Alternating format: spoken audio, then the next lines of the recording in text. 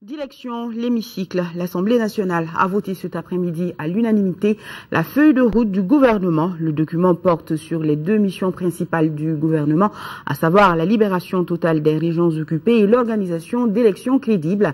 La feuille de route a été défendue par le Premier ministre Django Sissoko. Voyons sur quoi porte exactement cette feuille de route. Les précisions, c'est avec Aoué Touré. Elle était attendue, elle est enfin arrivée, s'est exclamée la majorité des députés.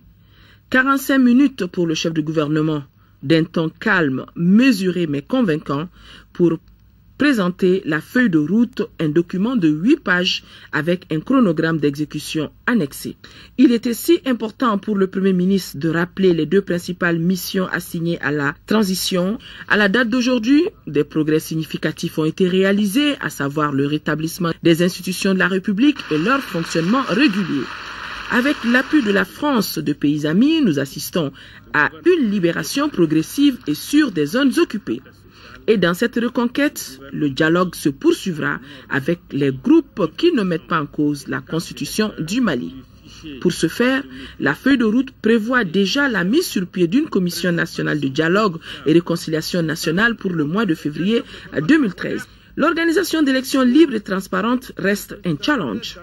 Le gouvernement de transition est déterminé à assurer la transparence et la crédibilité des prochaines élections et à permettre à tous les Maliens en âge de voter de jouir de leur droit d'exprimer librement et équitablement leur suffrage.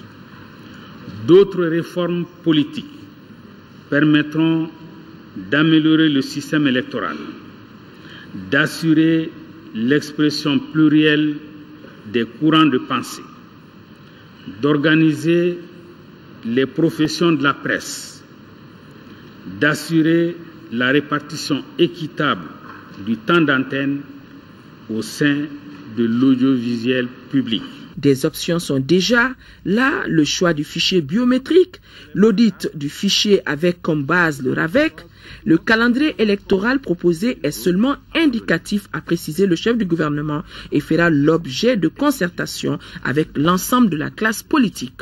De l'état de droit, de la lutte contre la corruption, le népotisme et l'exclusion, il en a été question.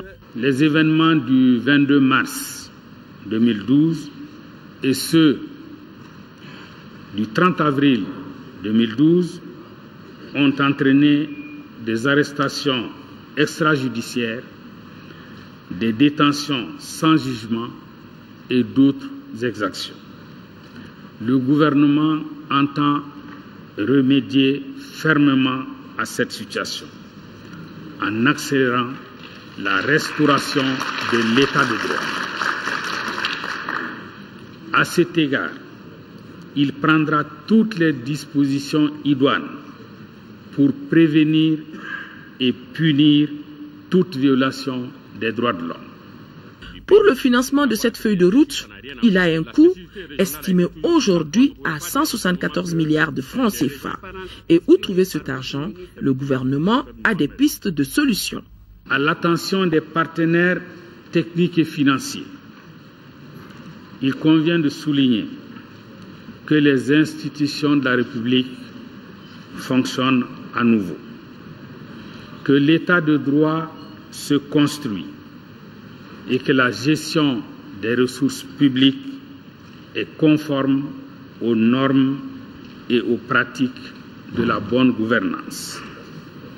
C'est pourquoi le gouvernement souhaite que soit envisagée la reprise rapide de la coopération avec l'État et pour que les aides budgétaires permettent au gouvernement de réaliser dans les meilleures conditions possibles sa feuille de route. Voilà donc, face à l'urgence, le gouvernement dirigé par Django Sissoko saura bien trouver les moyens de sa politique.